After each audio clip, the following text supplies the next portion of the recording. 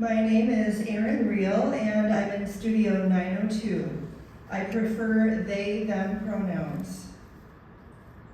I'm 41, from Flint, Michigan, which is kind of an underappreciated part of the country. And I have a background in both illustration and art education. My teaching career started with 5 years of museum art education in Flint, where I had the opportunity to curate my own student show. So far that's my first time curating, but I had a great time doing it. I also taught painting and drawing for 2 summers at SCAD Hong Kong, back when SCAD Hong Kong was a thing. And I spent a decade teaching art at international schools in Shanghai, Hong Kong, and Oman. So why did I leave? Because there wasn't enough time to make my own art.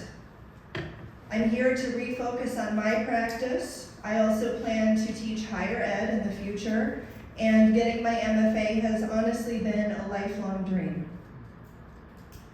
The main elements of my practice are painting, drawing, and writing. I blog, I write poetry, and the titling of my work is something that's very important to me. Last year, I started adding video and sculpture as well, and I treat my sketchbooks as their own separate works of art. At its core, all of my work is about identity. I've come to see myself as a person with a lot of labels, like agender and neo-pagan. I've often felt like this world wasn't really made for people like me. And I think that that's why I'm so drawn to dreams, fantasy, and world building, because it gives me the opportunity to design a new one. My most recent piece is called Kevin's Kid, Word to Keep Out Critics. As you can see, it's signed on the front. This is a sextic with 6 wooden panels, each measuring 8 by 8 inches. To make this work, I started with charcoal, ink, and a Xerox transfer. Then I built up the colors in layers using acrylic glazing. Most of my work is a combination of acrylic and mixed media. Here are some alternative views where you can see that I used interference pigment on the lettering. So you can see the colors shifting a bit. Last semester, several people questioned why I signed my work on the front. It made me feel defensive. And I realized that it's because my signature is the same as my dad's. I come from a family of outsider artists, and it's an important part of my identity.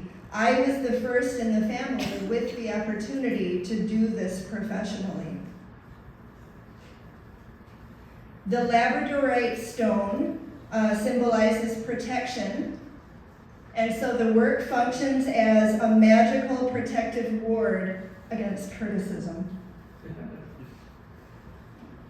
I made use of a lot of kinds of contrast to make the signature disruptive. So contrast between the matte and the high gloss, color contrast, and the graphic elements versus the naturalistic. And I see this work as a form of institutional critique. It's rebellious. I think it's funny. My dad did too. And it shows where my visual language is at right now in development. I think it's mostly true to say that the graphic elements represent the inner world, while the rendered areas represent outer reality. So some other themes I work with are dislocation and transparency, reflecting a desire to merge with the land and to feel a sense of home and belonging. This is Chameleon 4, 24 by 18, acrylic, ink, and charcoal on wood panel. I made this last year. And this one is called Spirit Fingers from 5 years ago. So you'll see that this is part of a longer ongoing series of work. I also toyed with the notion of divination and made a series of tarot card portraits of my friends and family using symbolism that I felt was appropriate to them and to our relationship. This one is the Hanged Man, and the artwork and the text are together the artwork. And here's a ceramic tarot card tray that I made. I do sometimes use my ceramic pieces as props in video. Another motif is using stones, bones, and fossils to represent protection, or a hardening of the heart against emotional harm. This is Transmitter Becomes Stone. I made it this year. And in the same theme, these are stills from a short video that I made over the summer. It's a cooking tutorial and magic ritual on making stone soup. And if you're in my crit class, you'll see it tomorrow. So here is what I'm currently reading.